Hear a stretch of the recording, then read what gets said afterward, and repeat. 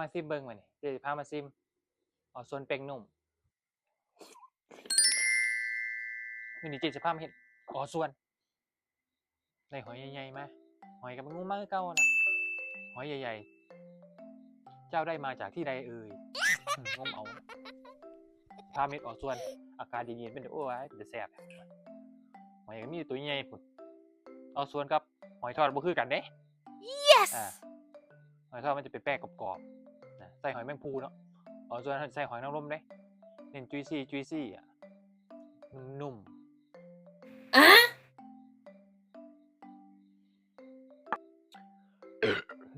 บ่อยากพาก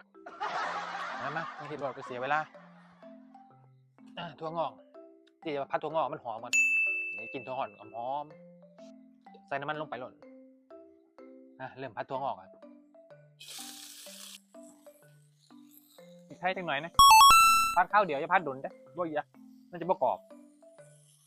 น้ำปลาหอมกลมกลม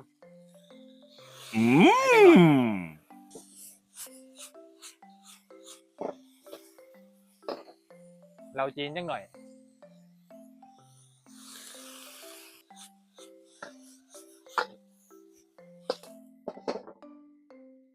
เอาใส่จานไว้บัดพักใส่จานไว้มาพัดหอยเข้าบัดหอยกับแป้งเข้าเจ๊ก็ว่ายุ่ลืมอย่างลืมทาลิป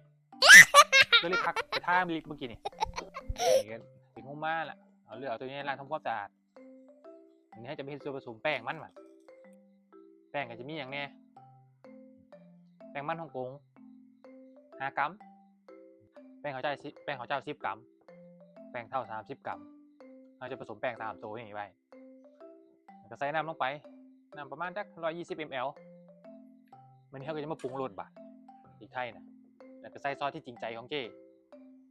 สักซอสนึงเพิ่มรสชาติแล้วก็คนให้มันเข้ากันเขาก็จะได้แป้งที่เขาจะมาทอดเนี่ย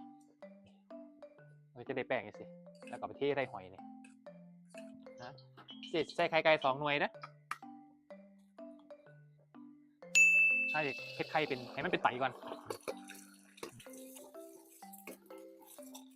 แล้วก็ไว้ข้างๆมันเท่ากับว่าเอาหอยเอาลงได้หมดหอยที่เขากับผสมกับแป้งเข้าไว้นั่นแหละเทลงไปโรยว้าวผู้ใดมากหอยซุกกับพันนานๆผู้ใดมากแบบจุยซี่นุ่มๆกะแล้วแต่คนมากเนาะ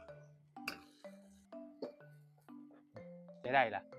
เติมพักลงไปนี่ต้นหอมพักซี่แล้วจะจุ่มเจ้ามาก